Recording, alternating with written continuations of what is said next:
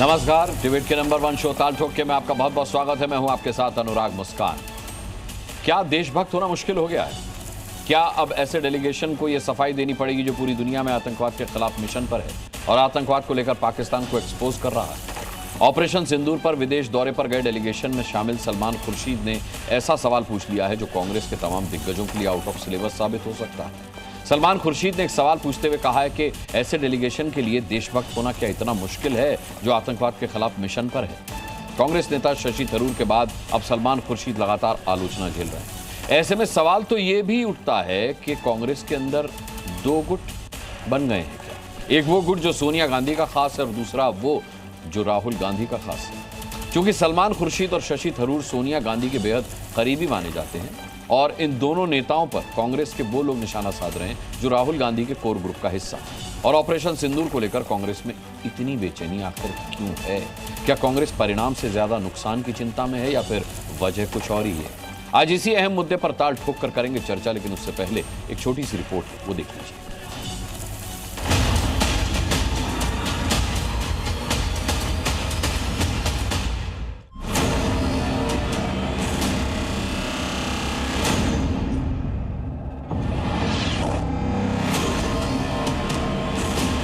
Kashmir had a major problem for a long time. Much of that was reflected in the thinking of the government in an article called 370 of the Constitution, which somehow gave an impression that it was separate from the rest of the country. But Article 370 was abrogated. Salman Khurshid जी ने तो राहुल गांधी को एक नहीं अनेकों बार आईना दिखाया है। राजनीति का अपना ही जगह है डॉक्टर साहब ने, ये तो यही होगा, भारत के अंदर होगा, देश में कोई पार्टी राजनीति नहीं है। RRR राहुल, रमेश और रेवांत को जो लगातार PPP पाकिस्तान परस्त पलटन की तरह बोल रहे हैं, उनको SMS आया है। S का मतलब सलमान खुर्शीद, M का मतलब मनीष तिवारी और S का मतलब शशि थरूर। इनका साफ संदेश इनको मिला है आईना दिखाते हुए। हम चाहते हैं कि वो समझे कि इसमें एकजुटता की जरूरी है। हम सब एक साथ हैं इसमें। आप अगर डेलीगेशन चुन रहे हैं, अगर आप डेलीगेशन ऑल पार्टी डेलीगेशन चुन रहे हैं तो ऑल पार्टी में तो फिर पार्टी तय करेगी ना उनका डेलीगेट कौन हो। नहीं तो इससे गवर्नमेंट डेलीगेशन है।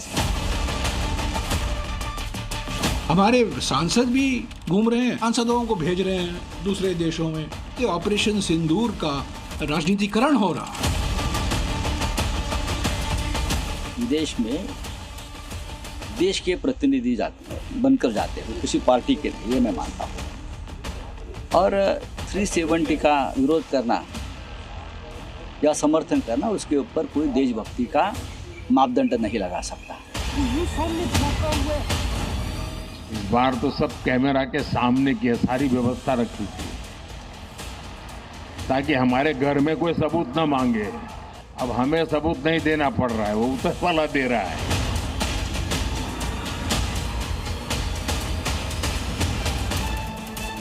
चलिए इस पर चर्चा करते हैं और चर्चा के लिए मेरे साथ हमेशा की तरह गणमान्य मेहमानों का एक पैनल है। मैं इंट्रोडक्शन करा दूं। भारतीय जनता पार्टी से प्रवक्ता तुहिन सिन्हा हमारे साथ आज डिबेट में होंगे। समाजवादी पार्टी के प्रवक्ता प्रदीप भाटी हमारे साथ यहाँ स्टूडियो में मौजूद हैं। नेवान शर्मा प्रवक्ता आम आदमी पार्टी हमारे साथ जुड़ेंगे इस डिबेट के लिए। पूर्व राजनायक दीपक वोरा साहब जुड़ चुके हैं। राम कृपाल सिंह वरिष्ठ पत्रकार यहाँ स्टूडियो में मेरे साथ मौजूद हैं और अरविंद मोहन वरिष्ठ पत्रकार मेरे साथ यहाँ स्टूडियो में मौजूद हैं। इसके अलावा वरुण पुरोहित हैं राजनीतिक विश्लेषक, वो हमारे साथ इस डिबेट का हिस्सा रहेंगे। अब देखिए सवाल ये है प्रदीप भाटी जी कि कांग्रेस की तरफ से सवाल उठ तो रहे हैं, लेकिन कांग्रेस ने अपना कोई प्रवक्ता आज की इस डिबेट के लिए दिया नहीं है। इसी से पता चलता है कि कांग्रेस पूछ तो रही है सवाल, लेकिन बैकफुट पर भी है। आपकी साथी पार्टी है INDIA गठबंधन में, तो मैंने सोचा कि आपसे ही पहला रिएक्शन ले लेता हूं। धन्यवाद आपका। देखिए मेरे हिसाब से सवाल पूछना कहीं पे भी गलत नहीं है। लोकतंत्र में तो वो बिल्कुल भी उसको सशक्त करता है लोकतंत्र को, अगर हम सवाल पूछ रहे हैं। सवाल तो ये भी पूछा जाएगा कि माननीय गृह मंत्री जिसके अंदर पूरा देश सुख शांति से देश के अंदर कैसे बनी रहे, वो इस तरह का सवाल पूछते हैं कि मुस्लिम वोट बैंक को खुश करने के लिए ऑपरेशन सिंदूर की एक माना जा रहा था कि उसको कैसे खराब किया जाए। तो अगर देश का मुसलमान, माननीय गृह मंत्री जी को अगर देश के मुसलमान से इतनी बड़ी नफरत है और देश के अंदर वो बाहर डेलीगेशन भेज, ये मुसलमान कहाँ से आ गए? नहीं, उन्होंने ये मुसलमान कहाँ से? उन्होंने कहा वोट कांग्रेस सवाल पूछ रही है। डेलीगेशन में कांग्रेस के जो वरिष्ठतम लोग गए हुए हैं, शशि थरूर, कांग्रेस में इतना अनुभवी कोई है क्या राहुल गांधी के गुट में? सलमान खुर्शीद, राहुल गांधी के गुट में इतना अनुभवी कोई है क्या? उन्हें आज अपनी देशभक्ति साबित करनी पड़ रही। सवाल तो ये था प्रदीप जी आपसे डेलीगेशन में। तो मैं अंदर की बात बताता हूं, आपको पता है कि नहीं, पहले डेलीगेशन में समाजवादी पार्टी से कोई जा भी नहीं रहा था, आपको पता है ना कि नहीं पता है? ऐसा ये अंदर की खबर आपके पास ही आती होंगी। हमारी जो खबर है हमने डेलीगेशन में भेजा है और वही हमारी लास्ट मोमेंट पे भेजा है। नहीं, वही आधिकारिक हमारा बयान भी था और आधिकारिक पोजीशन भी थी। लेकिन सवाल तो ये भी पूछा जाएंगे, आज एक अकेला सब पे भारी कैसे देश के अंदर विपक्ष को साथ लेके चलना पड़ रहा है, जब विपक्ष विपक्ष के अपने लोग, इंडिया गठबंधन के अपने लोग कह रहे हैं कि इस तरह का कोई गठबंधन नहीं है। नहीं, विपक्ष के लोग जब डेलीगेशन में जा रहे हैं, डेलीगेशन पी चिदंबरम को कैसा नेता मानते हैं आप? नहीं, पी चिदंबरम को कैसा नेता मानते हैं? जिन्होंने कहा कि INDIA गठबंधन है भी कि नहीं, मुझे शक है इस मामले में। आप उसे विपक्ष कह रहे हैं? देखिए, जो कांग्रेस की आधिकारिक लाइन होगी मैं उसी पे जवाब दूंगा, किसी व्यक्तिगत व्यक्ति पे जवाब देना ठीक नहीं समझता। लेकिन आप ये पूछें कि अगर देश का गृह मंत्री ये सवाल कर रहा है एक चुनी हुई मुख्यमंत्री से, तो वो कितना संजीदा सवाल है और उस पे देश में चर्चा क्यों नहीं हो रही, जहां पे हमारे 4-4, 5-5 मुस्लिम भाइयों ने इस सिंदूर ऑपरेशन में जान दी। क्या उनके नाम वो भूल गए? क्या वो साथ में जो आके प्रेस कॉन्फ्रेंस कर रही थी कर्नल सोफिया, उनको भूल गए? और उन्होंने ऐसा इतना गैर जिम्मेदारी बयान कैसे दे दिया? क्या ये सवाल नहीं पूछना गलत है? क्या सेना का अपमान जो भारतीय जनता पार्टी पहले दिन से कर रही है, नतमस्तक बता रही है, उसे आतंकियों की बहन बता रही है और बता रही है कि किस तरह से हमारी बहनों में जिन्होंने सुहाग खोया, रामगोपाल यादव जिन्होंने विंग कमांडर व्योमिका सिंह पर जातिगत टिप्पणी की, वो आप ही की पार्टी के हैं। नहीं, वो बयान पहले तो आपने किसी परिप्रेक्ष्य में अब उस बयान को मैं तोड़ मरोड़ उन्होंने कहा नहीं, तो उन्होंने सिर्फ ये कहा था कि अगर उनकी जाति पता होती तो सवाल उन पे भी पूछा जाता। सुनिए प्रदीप पाटिल, विजय शाह को बीजेपी पार्टी से बाहर होना चाहिए। मैं फिर कह रहा हूँ, हर डिबेट में कहता हूं, आप कह रहे हैं भारतीय जनता पार्टी तो उन्हें जयमाला पहना रही है। भारतीय जनता पार्टी ने क्या किया उसके लिए? मैं तो कह रहा हूं रामगोपाल यादव भी आप ही की पार्टी के हैं, और जो उनका भी नाम ले दीजिए। डेलीगेशन में जो लोग गए हैं उन्होंने भारत का पक्ष रखा है, भारतीय सरकार का, और वही कह रहे हैं कि हमें अपनी देशभक्ति, वही कह रहे हैं कि हमें अपनी देशभक्ति साबित करने के लिए सर्टिफिकेट देना पड़ेगा। नहीं, ये तो भारतीय जनता पार्टी सबसे सर्टिफिकेट मांगती है। आप वो तो भारतीय जनता पार्टी के लिए पूछ रहे हैं, यहाँ के मुसलमानों के लिए पूछ रहे हैं। वो तो गृह मंत्री जी से पूछ रहे हैं सवाल, वो तो गृह मंत्री जी से सवाल पूछ रहे हैं, वो भी मुसलमान है इस देश के, उनको अपनी देशभक्ति साबित करनी पड़ रही है। मैं भटकाने नहीं दूंगा। मुझे बताइए, सलमान खुर्शीद, आप बताइए ना, गृह मंत्री जी सवाल उनसे ही पूछ रहे हैं, वो देश के गृह मंत्री को जवाब देते हुए की है क्या? सलमान खुर्शीद साहब की टिप्पणी किसके लिए है ये बताइए। नहीं, गृह मंत्री जी भी तो यही पे वही सवाल पूछ रहे हैं, तो क्या सलमान खुर्शीद को भी अपनी देशभक्ति साबित करनी पड़ेगी? हाँ, तो वही तो मैं पूछ रहा हूँ। अगर गृह मंत्री से पूछिए, आप गृह मंत्री से पूछ रहे हैं, सीधा टारगेट राहुल गांधी से पूछिए, जो खुर्शीद साहब गए वो भी मुसलमान हैं, कांग्रेसियों से पूछिए, वो सवाल भी पूछा जाएगा उनसे। जो कांग्रेसी, सुनिए मेरी बात को ठंडे दिमाग से सुनिए, जो कांग्रेसी शशि थरूर को लक्ष्मण रेखा में रहने की सलाह दे रहे थे, ये सवाल आपको उनसे पूछना चाहिए। खैर, आपने जो भारतीय जनता पार्टी पर सवाल उठाए उसका जवाब देने के लिए तुहिन सिन्हा हमारे साथ हैं। तुहिन जी, आपका जवाब आपने देखा होगा, प्रदीप भाटी ने कुछ एक जलते हुए सवाल पूछे हैं। नमस्ते अनुराग जी। जी देखिए, जब आप सलमान खुर्शीद जी की ट्वीट को देखें तो उन्होंने बहुत सीधा प्रश्न पूछा है कि क्या देशभक्त होना इतना कठिन हो गया है? इसका अर्थ यह है कि राहुल गांधी की कांग्रेस पार्टी में देशभक्ति का अभाव है। आपने देखा होगा कि आतंकवादी हमले के तुरंत बाद उनके दो नेता जो हैं, विजय वडेट्टीवार महाराष्ट्र से और कर्नाटक के एक मंत्री, कहते हैं कि नहीं, ऐसा नहीं हो सकता है कि हिंदू होने की वजह से मारा गया। अब आप ये सोचिए कि आज की कांग्रेस पार्टी आतंकवादी कैसे सोचता है, आतंकवादियों से बेहतर जानती है। उसके बाद और कई सारे बयान आए, चुटपुट युद्ध कहा। चुटपुट युद्ध आज पाकिस्तान का डोजियर कह रहा है कि 8 ऐसे और स्थानों पर भारत की सेना ने हमला किया है जिसका हमने जिक्र ही नहीं किया, और मल्लिकार्जुन खड़गे जी इसको चुटपुट युद्ध कहते हैं। लेकिन 3 विशेष जो इनके जो हमारे डेलीगेट्स हैं जो विदेश में गए हैं, शशि थरूर जी, सलमान खुर्शीद जी और मनीष तिवारी जी, इनके संदर्भ में जरूर मैं कहना चाहूंगा कि देखिए, इन्होंने राष्ट्रभक्ति, राष्ट्र के प्रति एक जिम्मेदारी की भावना दिखाई है जो अभी के कांग्रेस में नहीं के बराबर।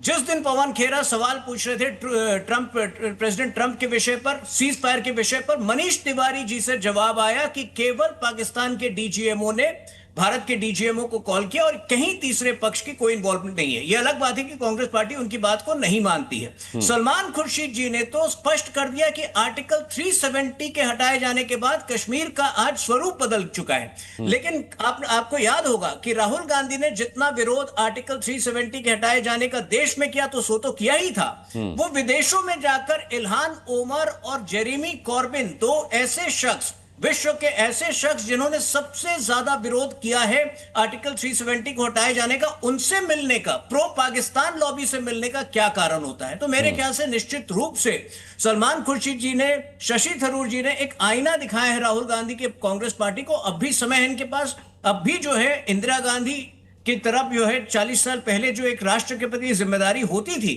वो दिखाएं, अन्यथा इनका जो है राजनीतिक अंत या राजनीतिक दुर्गति इनकी जो है निश्चित है। अब देखिए, मैं तो मानता हूं कि इस संवेदनशील मसले पर डिबेट करने के लिए कांग्रेस को अपना प्रवक्ता देना चाहिए था, लेकिन उन्होंने नहीं दिया। चलिए, उसका भी स्वागत है। वरुण पुरोहित हमारे साथ हैं। वरुण पुरोहित, तुहिन सिन्हा जी ने एक बहुत पैनी सी बात कही है। उन्होंने कहा है कि सलमान खुर्शीद जी ने कहा है कि क्या अब देशभक्त होना इस देश में इतना मुश्किल है? ये कहकर के क्या जो कांग्रेस के लोग सवाल उठा रहे हैं, सलमान खुर्शीद उन्हें देशद्रोह कहना चाह रहे हैं क्या? देशद्रोही कहना चाह रहे हैं क्या? अनुराग जी, दो तरह की बातें हैं। सब अपने अपने जिनके जो मानसिक के अपनी मानसिकता, अपनी बौद्धिकता के अनुसार सब अपने व्यूज प्रकट करते हैं। अब सलमान खुर्शीद जी, मैं ये भी कह सकता हूँ, सवाल पूछना देशद्रोह क्या? इतना मुश्किल हो गया मोदी काल में कि आप सवाल पूछते तो देशद्रोही हो जाते हो, पाकिस्तान हो जाते। तो दोनों पक्ष हैं दोनों चीज के। अब जो कांग्रेस की वर्तमान, अरे वरुण पुरोहित जी, जरा मिलियन सब्सक्राइबर वाले यूट्यूबर्स देखिए जो दिन भर गाली देते हैं सवाल पूछने के नाम पर। कुछ मुश्किल नहीं है इस सरकार में, कुछ मुश्किल नहीं। मैं ताल ठोक के मैं सरकार से रोज सवाल पूछता हूं। अभी मैंने कहा कि भारतीय जनता पार्टी को, विजय शाह को बाहर करना चाहिए पार्टी से। और क्या, और आप क्या चाहते हैं? ये फेक न्यूज मत फैलाइए मेरी डिबेट में कि मोदी सरकार में सवाल पूछना या आपत्ति दर्ज कराना प्रतिबंधित है या बोल के लब आजाद है तेरे वाली गैंग वाला मामला मत कीजिए यहाँ पर। नहीं, मैं नहीं कर रहा ना, फेक नैरेटिव उठा रहा है। यही करते हैं, पाकिस्तानी है, राष्ट्रद्रोही है, ये है। कोई सवाल पूछता है तो आप कैसे कह सकते हो किसी को पाकिस्तानी, राष्ट्रद्रोही? अगले का जो मैंने आपको कहा ना, बौद्धिकता, मानसिकता के अनुसार। अच्छा, पाकिस्तानी सांसद, पाकिस्तानी मंत्री जो कांग्रेसियों के ट्वीट्स और उनके एक्स पर पोस्ट अपनी संसद में पढ़कर सुनाते हैं, उससे वो तो इल्म है ना आपको, वो तो देखते हैं आप। अनुराग जी, अगर मोदी जी के लिए पक्ष में दिखा दें पाकिस्तान के, मोदी जी को आप पाकिस्तानी कहने लग जाओगे? क्या कह दोगे साहब वो नवाज शरीफ के प्रोटोकॉल तोड़ के चले गए? इतना विवेक है मेरे अंदर, इतना विवेक है मेरे अंदर। मैं किसी एजेंडे का शिकार नहीं होता सर।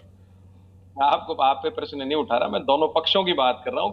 हर आदमी अपने हिसाब से अपने व्यूज रखता है। अब बोरा जी बैठे हैं, उनका अनुभव इतना लंबा है तो वो अपने हिसाब से पक्ष रखेंगे, मैं अपने हिसाब से पक्ष रख रहा हूँ सबका। रामकृपाल सिंह जी इतने सीनियर हैं तो उनको इतना अनुभव है तो वो अपने हिसाब से अपना पक्ष रखेंगे। मैंने कहा ना कि किसी का, अब जब कांग्रेस की वर्तमान स्थिति, वो उस पर हम चर्चा कर लेते हैं। कांग्रेस की 20 साल से जो है एक इमैच्योर एक्सपेरिमेंट्स कांग्रेस के साथ किए जा रहे हैं, उसको मैं अपरिपक्व जो है परीक्षणों का हिंदी में संज्ञा दे रहा हूँ। जो कांग्रेस पार्टी का जो पूरा ढांचा स्ट्रक्चर है, जो अभी तुहिन जी ने इंदिरा जी का नाम लिया, अब नेहरू जी, इंदिरा जी, राजीव जी तक कांग्रेस क्यों इतनी मजबूत थी? उनके जो आइडियोलॉजी थी, उनके व्यूज थे, गांधीयन थॉट था, उससे डेविएट हो गए। आज थर्ड फ्रंट की राजनीति करने लग गए। तो थर्ड फ्रंट की राजनीति करोगे तो थर्ड फ्रंट जितनी सीटें आएंगी, तो वो चीज समझने की कांग्रेस को आवश्यकता है। और जहां तक बात है डेलीगेशन का, डेलीगेशन चला गया, उसके बाद राजनीतिक सूझबूझ और गहराई का परिचय विपक्ष को देना चाहिए था। तुरंत ये सब चीज को अपने रोक लेते। आप आते, संसद की जो मांग कर रहे हैं सत्र की, वो मांग बिल्कुल जायज थी और वो भारतीय जनता पार्टी की मोदी सरकार ने नहीं मानी। संसद सत्र बुला लेते, 2 दिन का भी इमरजेंसी सेशन, तो ये सब प्रश्न नहीं होते, फिर चिल्ली पिल्ली काम शुरू नहीं होते। अब जो मांग कर रहे हैं, अब तो मानसून सेशन ही आने वाला, ये मांग करनी चाहिए अब तो कि मानसून सेशन को जल्दी बुलाया जाए, 15-20 जुलाई की बजाय 1 जुलाई 2 जुलाई से बुलाया जाए। तो ये थोड़ा सा विपक्ष की जो राजनीतिक गहराई, चेतना की जो बात मैं करता हूँ, उसमें थोड़ी सी कमी है, इसलिए ये सारी व्यवस्था हो रही है। और जहां तक मोदी सरकार की बात है, वो भी एक हठधर्मिता पाले हुए कि विपक्ष की बात माननी नहीं है। अच्छा, लेकिन राजनीतिक चेतना इतनी है कि ये पूछ लो कितने रफाल गिरे? मैंने वही तो आपको कहा कि राजनीतिक चेतना और सूझबूझ और गहराई का अभाव है। ये तो संसद में पूछना चाहिए। आप एक लेटर लिख सकते थे या आप जाके डिफेंस मिनिस्टर से बात कर सकते थे। ऐसी खबरें CNN में फ्रांस के चैनल कर रहे हैं, ये क्या बात है? ये चीजें तो सार्वजनिक रूप से थोड़ी उठानी चाहिए। वही तो चेतना की बात है। दूसरी, सलमान खुर्शीद, शशि थरूर की जो बातें आप कर रहे हो, ये भारतीय जनता पार्टी, शशि थरूर जब मोदी जी को बिच्छू कहते थे, जब कितना उनके पीछे पड़ गए थे, ये सलमान खुर्शीद जब कहते थे साहब सोनिया जी रोई तो उनका विश्वसनीयता मान ली। ये पॉलिटिकल कन्वीनियंस भाई, वो अभी भी कांग्रेस में ही है, राजनीतिक प्रतिद्वंदी तो अभी भी हैं वो, लेकिन सवाल ये वो लगातार कह रहे हैं कि देश के मसले पर हम सब एक हैं। वो सब एक है, दिखाया सबने, पूरे देश ने दिखाया, पूरी दुनिया का अनेकता में एकता, हिंद की विशेषता है तो दुनिया को ही पता है। आज भी सब एक है। अगर प्रश्न नहीं उठाए थोड़ी एकता होगी, प्रश्न उठाने के बाद भी सब एक। आज मोदी जी कोई काम करते हैं, इंटरनेशनल मैटर का कोई मैटर होता है, सब एक हो जाता है। ये हम इस बात को कहें साहब 65% वोट दिए विपक्ष को तो वो सारे रिप्रेजेंटेटिव पाकिस्तानी है, देशद्रोही, ऐसा नहीं है। ये सारा पूरा 100% देश एक है, एक ही रहेगा, चाहे मोदी जी प्रधानमंत्री हो, चाहे आने वाली पीढ़ियां हैं, उसमें कोई फर्क नहीं है। लेकिन एक चीज जो है वो कांग्रेस पार्टी को देखना चाहिए, जब शशि थरूर, सलमान खुर्शीद आप डेलीगेशन में चले गए, उसी समय अपना फुल स्टॉप लगा देते। वो मैं चेतना की गहराई की बात कर रहा हूँ। आप उसको लगातार इश्यू बना रहे तो निकाल दो पार्टी से बाहर। आप क्यों रख रखा है फिर उनको? आप जो कह रहे हो पार्टी में भी है, आपको लग रहा है पार्टी के खिलाफ भी जा रहे हैं, तो ये तो चल नहीं सकती ना। ये तो पार्टी की इंटरनल कमजोरी हुई। आप या तो पहले निकाल देते, नहीं निकालते तो आप चुप हो जाते, आगे देखते। आप सत्र के संसद सत्र में आप अपने प्रश्न उठाते, तो विपक्ष को ही सुधरने की आवश्यकता है। जी जी जी, ठीक है, मैं आता हूं आपके पास वरुण पुरोहित जी। दीपक वोरा साहब, ये बड़ा दुर्भाग्यपूर्ण है, आप क्या जवाब देंगे इसका? जो सलमान खुर्शीद ने सवाल पूछा है कि क्या देशभक्त होना इतना मुश्किल है आज इस देश में। CDS को आके खुद कहना पड़ा सर कि हम जो है वो परिणाम से ज्यादा नुकसान की चिंता नहीं करते, हमारे लिए परिणाम अहम है। ये छोटी सी बात कांग्रेस पार्टी को या ऑपरेशन सिंदूर पर सवाल उठाने वालों को समझ में नहीं आ रही। बहुत बहुत धन्यवाद सर। जब भी आपके साथ आपके चैनल पर होता हूँ मुझे बहुत अच्छा लगता है। ये जो डोमेस्टिक पॉलिटिकल इश्यूज हैं, और आपका चैनल तो बेमिसाल है, आप खुद you are one of our best anchors.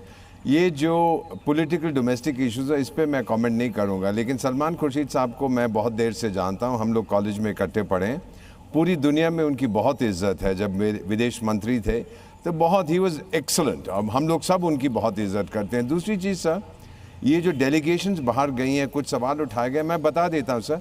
मेरी पहली पोस्टिंग पेरिस में थी, 1975 में वहाँ गया था। मुझे 52 साल हो गए हैं कूटनीति में, 74 साल की मेरी उम्र है एंड काउंटिंग।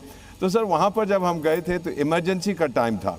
हमने समझाने की कोशिश की, बहुत कम लोगों को दिलचस्पी थी कि भारत में क्या हो रहा है, लेकिन जिनको थी कुछ पत्रकारों को, तो उनसे मिलने के लिए एक पॉलिटिकल डेलीगेशन हमारे कहने से दिल्ली से पेरिस आया और उन्होंने समझाया कि भाई ये स्थिति थी, हमने इमरजेंसी लागू की। उसके बाद अब देखिए जितनी जल्दी स्थिति में सुधार होगा हम हटाएंगे। फिर सर जब कश्मीर में इलेक्शंस हुए थे बहुत देर के बाद, तब फिर हमारा एक पॉलिटिकल ऑल पार्टी डेलीगेशन आया कि हालत ख़राब थी, अब वहाँ पे ठीक हो गई हैं। फिर जब हमारे पार्लियामेंट पे हमला हुआ, मैं स्पेन में था सर, हमने जाके वहाँ के लोगों को समझाया और फिर कुछ हमारे पॉलिटिकल लीडर्स भी आए कि देखिए ये हुआ, पूरा देश एक साथ है। तो ऐसी स्थिति में सर मेरा अपना मानना है कि हमको एक यूनिफाइड फ्रंट रखना चाहिए, नहीं तो हम लोग जो आपके राजदूत हैं, हम जो आपके डिप्लोमेट्स हैं, आपके जो रिप्रेजेंट करते हैं, हमारी फिर छवि जो है, हमारी ताकत थोड़ी सी कम हो जाती है। फाइनली मैं इतना बताऊंगा सर, किसी को कोई दिलचस्पी नहीं है कितने मरे, क्या हुआ क्या नहीं हुआ। बस उनको डर था कि भारत और पाकिस्तान के बीच में जो जंग है वो जल्दी ख़त्म हो जाए। वो ख़त्म हो गया सर। और हमने जाके जो हमारे डेलीगेशंस गए हैं उन्होंने बताया कि इसलिए हमने पलटवार किया था क्योंकि आतंक वहाँ फैल रहा था। मैं तो ये कहता हूँ सर, जब भी मैं अफ्रीका में जाता हूँ बताता हूँ, लेकिन जब हमारे political leaders multi party delegation से आके अपने काउंटर पार्ट से मिलते हैं, एकेडमिक से मिलते हैं, जर्नलिस्ट से मिलते हैं, वहाँ के मिनिस्टर से मिलते हैं, उसका असर बिल्कुल अलग होता है सर। वो हमारे बाजू और मजबूत करता है। तो मेरा आपसे अनुरोध है कि इसके ऊपर विवाद ना करें। ये लोग जो गए हैं, किसने सिलेक्ट किया, विदेशों में किसी को कोई दिलचस्पी नहीं है। वो जानना चाहते हैं पार्टी ए का, ये बी सी डी, यानी ऑपोजिशन भी है, बड़ी अच्छी बात है। किस आधार पे सिलेक्ट किया, you think anybody cares about that? वो सिर्फ कहते हैं आपका डेलीगेशन आया, उन्होंने बताया, अब हम समझ गए हैं कि सारी पार्टियां जो हैं एक साथ हैं इस जंग को अंजाम देने के लिए। This is what is very important for us. आपसे अनुरोध है सर कि मैं आपसे हाथ जोड़ के विनती करता हूँ, इसको पॉलिटिसाइज मत करिएगा सर। बहुत अच्छी बात आपने की, पॉलिटिसाइज मत कीजिए। लेकिन अरविंद मोहन जी, पॉलिटिसाइज तो किया जा रहा है। बिहार से ही नरेंद्र मोदी ने ये कहा था कि कल्पना से बड़ी सजा दी जाएगी। बिहार में ही जाकर उन्होंने कहा कि मैंने वादा पूरा किया और उसके बाद मैं बिहार वापस आया हूं। विपक्ष ने कहा कि चुनाव के मद्देनजर इस ऑपरेशन सिंदूर का इस्तेमाल कर रहे हैं प्रधानमंत्री मोदी। वो बिहार के इलेक्शन को देख करके उसके मद्देनजर इस तरीके की बयानबाजी कर रहे हैं, रैली से इस तरीके की ऑपरेशन सिंदूर की बात कर रहे हैं, वाहवाही लूट रहे हैं। देखिए, अजीब दौर है और ये काफ़ी लंबा है, मैं छोटा नहीं मानता कि नेशनलिज्म रीडिफाइंड हुआ है और जो भी जरा इधर उधर कुछ बोलता है वो एंटी नेशनल है। आप 62 के वार को याद करिए और पार्लियामेंट में लोहिया और आचार्य जी के डिबेट को याद करिए, जिस तरह से उन्होंने नेहरू पे हमले किए और नेहरू नहीं आए पार्लियामेंट में काफ़ी दिन और नेहरू की सारी चमक उससे गई। तो तब तो मुझे नहीं लगता कि किसी ने भी आचार्य जी को या लोहिया को देशद्रोही कहा होगा। आज देशद्रोह या राष्ट्रवाद की परिभाषा इतनी सीमित हो गई है और सीमित कर दी गई है कि विपक्ष को या पक्ष को या हमारे आपके जैसे लोगों को ये समझ में नहीं आ रहा है कि किस पॉइंट को गिनती पर हम रखें। मान लीजिए कि कल तक तो आप संभल और ये मुसलमानों की प्रॉपर्टी का बिल ले आके आप पूरा वक्त पर कानून लाके आप हिंदू मुसलमान कर रहे थे। अगले दिन आप कर्नल सोफिया को बैठाते हैं वहाँ, तो आप इसमें भी जय जय पाते हैं, उसमें भी जय जय पाते हैं। हम अगर ये सवाल उठा दें या विपक्ष अगर ये सवाल उठा दे तो वो उस पॉइंट पे भी देशद्रोही हो जाता है, इस पॉइंट पे भी देशद्रोही हो जाता है। तो ये डिस्कोर्स बड़ा अजीब किस्म का है। विपक्ष का ये भी आप चुनिए और मेरे ख्याल से जो लोग भी गए हैं बाहर वो एक्सीलेंट काम कर रहे हैं। सबकी जो रिपोर्ट जहां भी पढ़ने को आई है सब ने अच्छे ढंग से बात की है, जबकि उस पर कांग्रेस को आपत्ति थी उस चुनाव पे। तो अब ये हर चीज़ में नेता चुनने से लेके सब्जेक्ट चुनना, बोलना, जगह चुनना। प्रधानमंत्री गए पहले दफ़े मधुबनी, अंग्रेजी बोल रहे हैं वहाँ मधुबनी में। तो आप हर चीज़ जब करते हैं तो अपनी होशियारी से कर रहे हैं और डिफाइन सब कुछ आपके हिसाब से होना चाहिए। ये बहुत अजीब है। मतलब मोदी जी जो कर रहे हैं होशियारी से कर रहे हैं और विपक्ष जो कर रहा है वो बेवकूफ़ी से कर रहा है। मतलब आपका कहना नहीं, लाइन असल में ये खींच रही है। इस लाइन से इधर उधर होना ऐसा नेहरू के समय भी नहीं था। जो नेहरू इतना लंबा पॉलिटिक्स करके और 17 साल देश पे शासन उन्होंने किया, उस नेहरू के समय भी ये नहीं हुआ कि नेहरू की आलोचना का मतलब देशद्रोही हो जाना था। और सबसे बड़े जो विरोधी थे लोहिया, वो आज भी नहीं। तो यहाँ मोदी की आलोचना कौन कर रहा है? यहाँ तो ये पूछा जा रहा है कितने रफाल गिरे, तो इसमें मोदी की आलोचना कहाँ? ये तो सेना की आलोचना है। सेना के पराक्रम पर सवाल उठाया जा रहा है। अगर सीडीएस को आकर के ये कहना पड़े कि नुकसान से ज्यादा परिणाम की चिंता होनी चाहिए और हम यही करते हैं, तो इससे बड़ा दुर्भाग्यपूर्ण और क्या हो सकता है? लोहिया ने जो कहा किया वो आपको हैरानी होगी। नेफा गए लोहिया, उनको परमिट नहीं मिला जाने का, वो जबरदस्ती गए, वहां भी जाके उनको लड़ाई लड़नी। तो इसलिए ये कहना कि अपने, मेरा ये कहना है कि युद्ध की स्थिति तक प्रधानमंत्री जब सबको बुला रहे हैं, सब गए हैं, सब ने सपोर्ट किया है। युद्ध पे अगर आप पॉलिटिक्स करना शुरू करेंगे तो विपक्ष को भी पॉलिटिक्स करने का हक है। ठीक है रामकृपाल जी, वो पार्लियामेंट में भी और सड़क पे भी। ठीक है रामकृपाल जी, क्या सरकार पॉलिटिक्स कर रही है ऑपरेशन सिंदूर पर? अनुराग जी, मूल विषय अगर आप मुझे क्षमा करें तो मैं देखिए जो सलमान जी का है, देखिए जो आप सवाल कर रहे हैं कि देखिए राजनीति में जो है वो राजनीति नहीं करेगा तो क्या करेगा। इसलिए आप मान के चलिए कि राजनीति में सब हैं और राजनीति कोई गंदी चीज़ नहीं है। राजनीति में आए हैं, राजनीति करेंगे, चाहे वो पक्ष में हो या विपक्ष में हो। लेकिन हमें एक इतना जरूर ख्याल रखना चाहिए कि कौन सा मौका है। देखिए शमशान घाट भी होता है और एक बच्चे के जन्मदिन का भी फंक्शन होता है। आप दोनों जगह जाते हैं तो आपको ये देखना पड़ता है कि हम कहाँ गए हैं और किस तरह का हमें बात करनी चाहिए। मैं इस पर नहीं जा रहा हूँ, मैं केवल एक बात कह रहा हूँ कि अभी वरुण जी ने पहले जो बात कही थी, उन्होंने कहा कि एक तरह से संकेत दिया कि कांग्रेस में कितना बदलाव हुआ है, और अभी अरविंद जी कह रहे थे कि नेहरू जी की कांग्रेस। तो देखिए कभी कांग्रेस एक विशेष पार्टी थी, फिर धीरे धीरे वो शेष हुई, आज कांग्रेस अवशेष है। और इस बात को उसकी लीडरशिप भी जानती है। और भविष्य क्या होगा? नहीं, भविष्य तो अवशेष है, भविष्य क्या होगा? भविष्य मैंने यही कहा कि देखिए, अगर यही रवैया रहा तो ध्वंसावशेष होगा।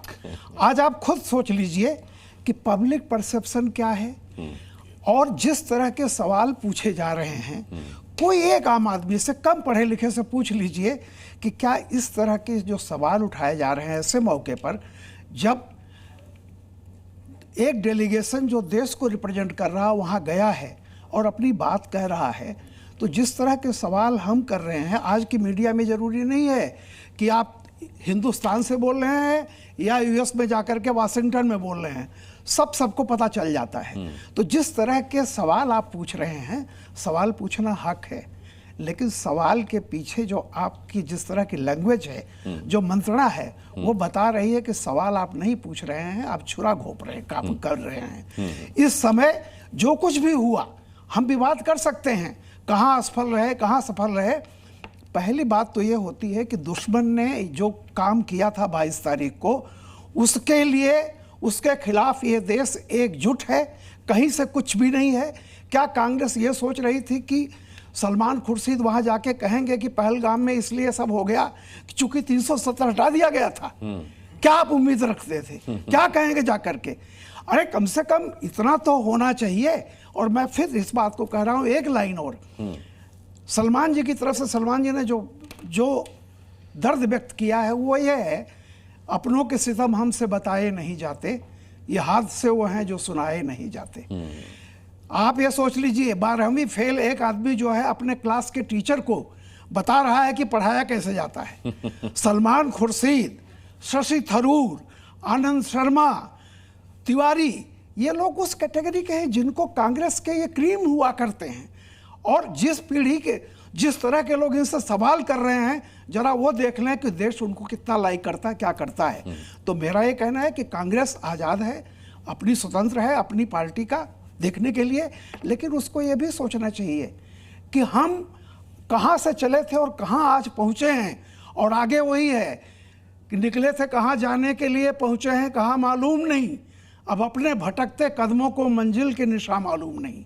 आज कांग्रेस के लिए यही है। ठीक है, मेरे साथ नवान शर्मा भी हैं, आम आदमी पार्टी के। नवान जी, आपने आकलन देखा, राम कृपाल जी का भी देखा, अरविंद मोहन जी का भी देखा। सवाल ये है कि राम कृपाल जी जो कह रहे हैं कि ठीक है, विपक्ष कह रहा है हम सरकार के साथ हैं, और ये कहकर के वो सरकार को गले तो लगा रहा है, लेकिन जिस तरीके के सवाल पूछे जा रहे हैं वो गले लगा करके पीठ में खंजर घोंपने जैसा है। देखिए, बहुत बहुत नमस्कार। और आम आदमी पार्टी का तो स्टैंड बिल्कुल हमेशा से क्लियर है कि कोई भी ऐसी बात जो सेना का मनोबल गिराती है वो इस समय नहीं होनी चाहिए, बिल्कुल भी नहीं होनी चाहिए। हमने बिल्कुल क्लियरली ये स्टैंड रखा था कि हम पूरी तरह से सरकार के साथ हैं, और सरकार जो भी एक्शन लेती है हम सरकार के साथ मजबूती से खड़े हैं। और सेना पे सवाल उठाने का तो सवाल ही पैदा नहीं होता। आम आदमी पार्टी का एक एक कार्यकर्ता सरकार के साथ खड़ा है। लेकिन एक और बात बहुत अचंभित करने वाली है कि जब जब बीजेपी फंस रही होती है, जब तब बीजेपी पे सवाल उठ रहे होते हैं, जब जब बीजेपी की फॉरेन पॉलिसी पे सवाल उठ रहे होते हैं, होम मिनिस्ट्री पे सवाल उठ रहे होते हैं, या ये इनके नेता बोलते हैं कि जो हमारी सेना में बेटी है वो आतंकवादियों की बहन है। बताइए कितना बड़ा बयान है। जब बीजेपी घिर रही होती है, जब इनके नेता एक कह देते हैं कि जो सेना है वो मोदी जी के नतमस्तक है, कितना, देखिए कैसा बयान है। और जब जब बीजेपी पूरी तरह से लोग उंगलियां उठाने लग जाते हैं, तो अचानक से कांग्रेस जो है वो ऐसा कोई बयान दे देती है, जैसे आपने राफेल वाला बताया, जिससे पूरा नैरेटिव एकदम से चेंज होकर कांग्रेस पे आ जाता है। तो हमारा ये आकलन है कि ये पर्दे के पीछे कांग्रेस और बीजेपी जो है वो अलाइंड है, वो मिलकर बयानबाजी कर रहे हैं, ताकि कांग्रेस ये बयान करती है और बीजेपी का फायदा होता है। और उसके बदले में हमें ऐसा लगता है कि जो केस इनका चल रहा है उसमें इनको कोई बेनिफिट मिलता होगा, या इनको जेल जाने से बचाते होंगे। जो भी इनके अंदर खाते साठगांठ या नूरा कुश्ती चल रही है, हमारा स्टैंड आम आदमी पार्टी का नहीं, लेकिन शशि थरूर क्यों जेल जाते, सलमान खुर्शीद क्यों जेल जाते, मनीष तिवारी क्यों जेल जाते? मतलब ये क्या सरकार की हाँ में हाँ मिला रहे हैं, या फिर अपने ही कांग्रेस के सवाल पूछने वाले नेताओं को जवाब दे रहे हैं? तो मतलब जेल जाने के डर से दे रहे, मतलब मैं समझ नहीं पाया क्या कहना चाह रहे हैं। मैं ये कह रहा हूं कि जैसे राहुल गांधी जी कह रहे हैं, जो राहुल गांधी जी बोल रहे हैं, राहुल गांधी जी और उनके परिवार पे केस चल रहे हैं, तो ऐसे बयान दे देना ऐसे समय पे जब बीजेपी के ऊपर उंगलियां उठ रही हैं, लोग बीजेपी से सवाल कर रहे हैं, जब 150 देशों में जाने के बाद भी हमारे देश का साथ देने के लिए कोई देश नहीं आता, जब पूरी तरह से फॉरेन पॉलिसी, होम मिनिस्ट्री पूरी तरह से फेल होती है, तो अचानक से राहुल गांधी जी ऐसा घोर आपत्ति दीपक वोरा जता रहे हैं आपसे बहुत ज्यादा अनुभवी है विदेशी मामलों पर, विदेश नीति के मामलों पर। दीपक वोरा साहब, जरा जवाब दीजिए नेवान शर्मा जी को, जरा जवाब दीजिए। मैं चाहता हूं आप जवाब दें इनको। और ये कोई पॉलिटिकल वर्जन नहीं है नेवान शर्मा जी। सर, दीपक जी अभी जिक्र किया है कि 120 जी सर, पूरा क्षमा चाहते हुए विनम्रता के साथ आपने कहा है कि 120, 130, 140 देशों में से हमारे साथ कौन खड़ा है। आप क्या चाहते हैं सर कि वो आके बॉर्डर पे जाके झंडा गाड़ के बोले हम तुम्हारे साथ हैं? सर ये चीज़ें डिप्लोमेसी में नहीं होती हैं सर। मुझे 52 साल हो गए हैं। वो प्राइवेटली जब उनसे बात करते हैं कहते हैं हम समझते हैं आपकी पोजीशन। 21 देशों ने प्रधानमंत्री नरेंद्र मोदी को अपने सबसे बड़े पुरस्कार दिए, 8 उसमें से इस्लामिक देश हैं सर। एक होती है उनकी इस्लामिक ऑर्गेनाइजेशन की तरफ मजबूरी, कुछ कहते हैं, लेकिन सच्चाई में हकीकत ये है। दीपक वोरा जी देखिए, मेरे को आपको माफी के साथ रोकना पड़ रहा है। बड़ी खबर आ रही है और बड़ी खबर कितनी दुर्भाग्यपूर्ण है। देखिए, राहुल गांधी का पीएम मोदी पर निशाना। बयान दिया है राहुल गांधी ने, कहा है पीएम मोदी ने सरेंडर किया। राहुल गांधी का कहना है पीएम मोदी ने सरेंडर किया। ट्रंप का फोन आया और सरेंडर हो गए। दबाव बनाने पर ये लोग सरेंडर करते हैं। इससे पहले भी कांग्रेस ने कैंपेन चलाया था, नरेंद्र मोदी को सरेंडर मोदी कहा था इन्होंने। सुनिए। उधर से ट्रंप ने एक इशारा किया, फोन उठाया, कहा मोदी जी क्या कर रहे हो?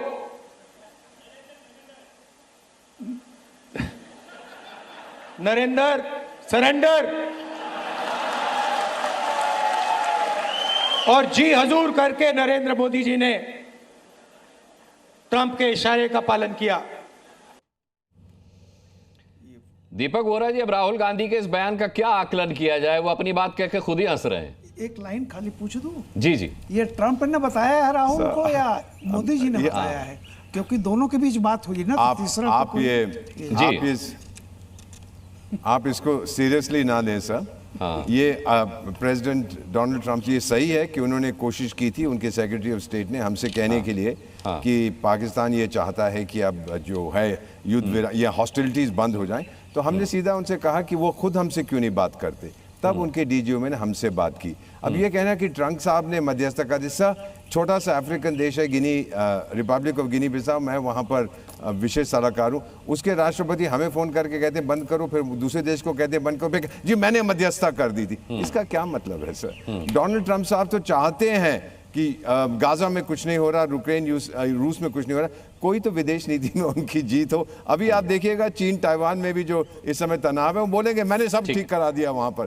सो he is that narcissistic personality. क्यों सीरियसली लेते हैं सर? जो निर्णय करना है, भारत आज उस स्थिति पे है, हम खुद निर्णय करेंगे, कोई हम पे दबाव नहीं डाल सकता। अपने देश पे भरोसा करिए सर। ठीक है, तुहिन सिन्हा मैं आपके पास आता हूं, लेकिन वरुण पुरोहित जी, ये वही अपरिपक्वता है जिस अपरिपक्वता की, अच्छा वरुण पुरोहित हमारे साथ नहीं है। तुहिन सिन्हा जी, मुझे याद आता है जब नवाज शरीफ ने प्रधानमंत्री मनमोहन सिंह को देहाती औरत कहा था, उस वक्त नरेंद्र मोदी गुजरात के मुख्यमंत्री हुआ करते थे और उन्होंने कड़े शब्दों में इस पर आपत्ति दर्ज कराई थी। आज वही कांग्रेस पार्टी नरेंद्र को सरेंडर कह रही है। देखिए अनुराग जी, राहुल गांधी की हरकत से यह प्रमाणित हो जाता है क्यों सरकार जो है विशेष सत्र का निर्णय नहीं ले रही। क्योंकि ये लोग सब आकर ऐसे ही बाहियात हरकतें करेंगे, ऐसे ही ओछी हरकतें करेंगे, पाकिस्तान की मीडिया में स्टार बनेंगे और उसके बाद पाकिस्तान इनकी बातों को हमारे विरुद्ध पूरे विश्व के पटल पर यूज करेंगे। अब आपको जीता जागता प्रमाणित जो है एविडेंस मिल गया कि क्यों हम विशेष सत्र के इनके आग्रह पर काम नहीं कर रहे हैं, क्योंकि इनकी मंशा कुमंशा है। देखिए, पिछले 2 हफ्तों में 2 बहुत ही घटिया हरकतें इस कांग्रेस पार्टी ने की है। सबसे पहले इन्होंने हमारे विदेश मंत्री का एक बहुत ही साधारण बयान को जानबूझकर डिस्टॉर्ट किया और बहुत ही वैमनस्य के साथ उन्होंने डिस्टॉर्ट करते रहे। वो देखिए, मैं तो इंग्लिश का ऑथर हूं, 14 पुस्तकें लिख चुका हूं। इन द वेक और एट द स्टार्ट का अर्थ क्या होता है? इन द वेक जो हमारे डीजीएमओ ने कहा था, उसका बड़ा सीधा अर्थ होता है कि consequential to our attack on the terror camps. तो जब हमने टेरर कैंप्स पे अटैक किया, उसके बाद हमने सूचित किया। अब इस छोटी सी बात को लेकर कितना उन्होंने इस एक वाक्य को डिस्टॉर्ट किया और उनके प्रवक्ता पवन खेरा आकर कहते हैं कि क्योंकि आपने पहले इन्फॉर्म कर दिया, हाफिज सईद भाग गए। अब आप सोचिए 75 वर्ष के हाफिज सईद जो है इतने चुस्त दुरुस्त हैं कि 100 से ऊपर टेररिस्ट मारे गए, लेकिन वो भाग गए। तो ये कांग्रेस पार्टी जो है ये अर्बन नक्सली सोच रखती है। इसके बाद इन्होंने जो नाटक शुरू किया कि हमारे कितने लॉसेस हुए, मैं आपसे पूछता हूं कि जिस दिन हमारे डीजीएमओज ने एक सूची दी कि 11 पीएफ के एयरबेस ध्वस्त हुए हैं, क्या आपने कभी इनको सेलिब्रेट करते हुए देखा? आज अगर पाकिस्तान के डोजियर में 8 और ऐसे स्थानों का वर्णन किया गया है जो हमारी सेना ने ध्वस्त किया, क्या आपने इनके मुख पर जरा सी भी खुशी देखी? आपने नहीं देखी ना। तो इनकी लॉयल्टी किस तरफ है? हमारी मीडिया इनको इतना सम्मान देती है, इतना स्थान देती है, इस देश ने इतना सम्मान दिया है, फिर इतनी व्याकुलता क्या है कि ये पाकिस्तान में स्टार बनना मैं लाता हूं, एक एक करके लाता हूं। मैं अरविंद मोहन जी आपसे कुछ पूछना चाह रहे हैं सर, मैं लाता हूं। लेकिन ऐसे बयानों से सिन्हा जी राहुल अपना नुकसान कर रहे हैं या सरकार का नुकसान कर रहे हैं, देश का नुकसान कर रहे हैं? मेरे हिसाब से तो अपना कर रहे हैं। और आप इस बहाने पार्लियामेंट नहीं बुलाएं स्पेशल सेशन, ये आप बहाना उससे बना लें, तो मुझे लगता है आप अपनी कमजोरी छुपा रहे हैं। वो बोल के अपनी कमजोरी दिखा रहे हैं, आप सेशन नहीं बुला के अपनी कमजोरी दिखा रहे हैं। नहीं अरविंद जी मैं इसका उत्तर दे दूं। जो उन्होंने कारण बताया विशेष सत्र के आग्रह के साथ, उन्होंने कहा है कि हमारे सवालों का उत्तर नहीं दिया। सारे सवालों का उत्तर दे दिया गया है। डीजीएमओ के सवाल का नहीं, मुल्क के सवालों का जवाब तो आप एक महीने प्रतीक्षा करिए, 1 महीने प्रतीक्षा करिए, मॉनसून सेशन होने वाला है। अगर आपके पास एजेंडा नहीं है, अगर आप केवल जो है देश को और पूरे विश्व को गुमराह करने के लिए चाहते हैं कि ये सेशन बुलाया जाए, तो हम नहीं बुलाएंगे। नेवान, मैं आपके पास आता हूं। प्रदीप भाटी, राहुल गांधी खुद अपने बयान को बोलने के बाद हंस पड़े, इसी से बयान की गंभीरता समझ में आती है। दूसरी बात ये कि आप तो साथी हैं इंडिया गठबंधन में, आपको पता होगा कांग्रेस ओवरसीज का ऑफिस है उस तुर्की में जो पाकिस्तान के साथ खड़ा था, जिसके ड्रोन हमारे ऊपर फ्लो में छोड़े गए थे, वो बंद नहीं हुआ है अब तक। देखिए, सबसे पहले तो मैं तोहिन सेना की इस बात से घोर आपत्ति दर्ज करता हूं कि वो कह रहे हैं कि सांसद आएंगे वहां पे, वो जाके घटिया बात करेंगे, वो जाके ओछी बात करेंगे। किसी भी मान्य सांसद के लिए इस तरह की भाषा प्रयोग करना भारतीय जनता पार्टी की फिदत बन चुकी है। और इस तरह की ओछी और घटिया बातें यहाँ आकर के किसी मान्य सांसद जो चुन के आए उस संसद में, वो सवाल पूछने के लिए आए हैं, वो देश के सवाल पूछने आए हैं, वो अपने जनता के सवाल पूछने आए हैं। बात एक बीच मत रोकिए, मैं बीच में नहीं बोल रहा, आपसे बात कर रहा हूं। आपके साथी जिस प्रधानमंत्री के नाम को बिगाड़ करके नरेंद्र से सरेंडर कर रहे हैं, प्रधानमंत्री चुनकर क्या ये पूछना गलत है कि 26 लोगों की निर्मम हत्या कैसे हुई? क्या इंटेलिजेंस फेलियर हुआ? पीपीपी की बात सरकार ने पहले दिन मान लिया भाई, फेलियर बताइए ना, पहली बार जो पीपीपी की बात कर रहे थे, पठानकोट से लेके पहलगांव से लेके और पुलवामा से लेके, ये पीपीपी क्या था? इस पे हम सवाल ना पूछे? कोई रिपोर्ट आई उस बात पे सवाल ना पूछे? विदेश में क्या गलत कहा? नहीं, कोई रिपोर्ट आई आपको पता चला कौन जिम्मेदार है उसके लिए? उसमें क्या एक्शन लिया?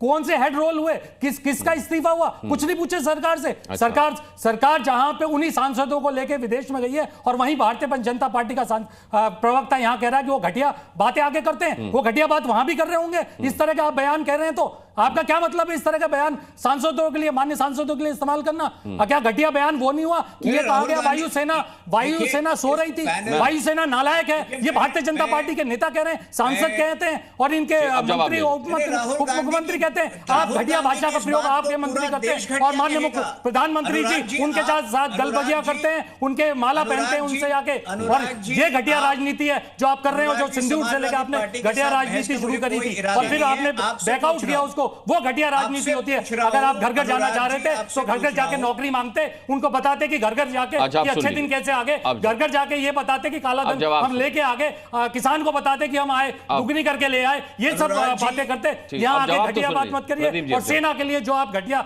शब्द प्रयोग कर रहे हैं, हमारे नेता ने पहले दिन से कहा है हम सेना के साथ हैं और उसके हर कार्रवाई कोई बिना सवाल के हमने हर कार्रवाई का साथ दिया। सेना के साथ है, लेकिन सेना जो कहेगी वो मानेंगे नहीं। तो ये मानेगा कि भारतीय जनता पार्टी घटिया राजनीति कर रही है। सेना के साथ सिंदूर के, अरे भाई हो गया, अरे प्रदीप जी हो गया, सेना के साथ तो हैं आप, लेकिन सेना जो कहेगी वो मानेंगे नहीं। तो इन जी आपका जवाब? बिल्कुल हर बात मानिए, आप ये मत कहिए। एक बयान बताइए कि सेना के कौन सा बयान के खिलाफ है? पहले दिन से जिस दिन से सिंदूर ऑपरेशन हमने कहा जड़ से खत्म करिए, हमारे नेता अखिलेश यादव जी ने कहा जड़ से आतंकवाद खत्म करिए।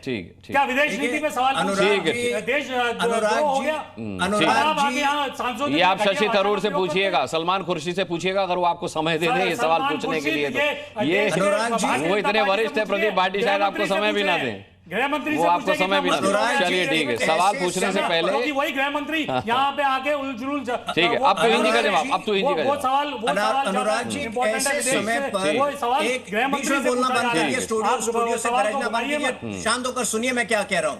अनुराग जी, एक ऐसे समय पर जब हमारे 57 मेंबर ऑफ पार्लियामेंट मेहनत कर रहे हैं विश्व में घूम घूम कर, हमारे 33 एम्बेसीज जो हैं जुड़े हुए हैं देश की नैरेटिव बनाने में, वैसे में अगर कोई व्यक्ति भले वो लीडर ऑफ ऑपोजिशन हो, अगर आकर विश्व को गुमराह करता है, झूठ बोलता है, तो उसकी बातें घटिया है। अगर समाजवादी पार्टी को नहीं लगती है तो समाजवादी पार्टी की प्रॉब्लम है। आप दोबारा वो वीडियो सवाल पूछेंगे, आपने संसद में कहा और उसमें 543 लोकसभा में और राज्यसभा के अलग सांसदों की बात हो रही है। आपने हर सांसद को इसी पेंट से पेंट किया है, इसी कलर से पेंट किया है। आपको ऐसे बयान देने नहीं चाहिए और आपको माफी मांगनी चाहिए। आप सांसदों के लिए इस तरह का शब्द प्रयोग कर रहे हैं और आप आके अब सफाई दे रहे हैं माफी मांगने की बजाय। राहुल गांधी ने जो अभी भोपाल में कहा उसके लिए राहुल गांधी को माफी मांगनी चाहिए कि नहीं प्रदीप भाटी जी? अगर वो नरेंद्र को सरेंडर कह रहे हैं, उनको माफी मांगनी चाहिए कि नहीं प्रदीप भाटी जी? इनसे मैं निवेदन करूंगा माफी मांगने का। नहीं, राहुल गांधी जी, इन्होंने जवाब, यहाँ पे डिबेट हो रहा है, यहाँ पे मेरे सामने, मैं सवाल इनसे ही पूछूंगा। राहुल गांधी जी मेरे सामने डिबेट नहीं है, मैं सवाल उनसे पूछूंगा। ठीक है, मैं समझ गया। नेवान शर्मा, नेवान जी, ऐसी पार्टी है जो नेवान जी बोलिए। नेवान जी सर देखिए, मैं इसी बात की बात कर रहा था। मैं कैसे एक बयान से यहाँ पे माननीय प्रवक्ता ने ये कह दिया कि हमें विशेष सत्र बुलाने की जरूरत नहीं है, एक बयान पे इन्हीं बातों की बात कर रहा हूं मैं। कैसे कांग्रेस गिना दिए मैंने, जब पॉइंटेड सवाल होने चाहिए, आज पॉइंटेड सवाल ये होना चाहिए कि किन टर्म्स एंड कंडीशन पे हमने सीज फायर को एक्सेप्ट किया जब हमारी सेना गर्दन पकड़ के खड़ी थी। नेवान जी, सीज फायर बोला नहीं गया सरकार और सेना में से किसी की तरफ से। नेवान जी, सीज फायर ना सरकार ने बोला है ना सेना ने बोला है। नहीं अनुराग जी, तो ये दो देश के प्रमुख सरकार और सेना ने नहीं बोला। सेना अध्यक्ष वो युद्ध विराम ना युद्ध भी नहीं बोला, युद्ध भी नहीं बोला। मैं गारंटी, आप क्या कहाँ की पेपर, मैं पुष्टि नहीं करता, मैं इस अखबार की पुष्टि नहीं करता, मैं ये जानता हूँ सेना और सरकार ने न युद्ध बोला है, न सीज फायर बोला। अरे सेना अध्यक्ष को सवाल आप कहाँ से छाप के लाए अखबार, मुझे नहीं पता सर। ना यही तो है, अपनी सहूलियत के अखबार उठा लिए, अपनी सहूलियत के न्यूज चैनल उठा लिए आप लोगों ने, अपनी सहूलियत का सब उठा लीजिए आप। जी मैं तो केवल इतना बोल रहा हूँ, ठीक है। जनता ये, अच्छा प्रदीप जी, ये जो जनता है, जो पब्लिक है, ये सब जानती है अंदर क्या है बाहर क्या है, ये सब पहचानती है। जनता जनार्दन है। मैं चाहता हूं जनता उसे सजा दे जो देशद्रोह की बातें कर रहे हैं और जो देशभक्ति की बातें कर रहे हैं, उनको रिवॉर्ड मिलना चाहिए, चाहे वो सरकार हो या विपक्ष हो। जिसकी जैसी बात उसके साथ वैसा सुलूक जनता को करना चाहिए। बहुत बहुत धन्यवाद देना चाहूंगा अपने बैलेंस का आज की डिबेट में जुड़ने के लिए। आप दर्शकों का भी बहुत बहुत धन्यवाद ताल ठोक के देखने के लिए। कल शाम 5 बजे फिर एक मुद्दे के साथ ठोकेंगे ताल, पूछेंगे सवाल। तब तक के लिए अपना बहुत बहुत ख्याल रखिएगा। मुझे अभी के लिए इजाजत दीजिए। जी न्यूज़।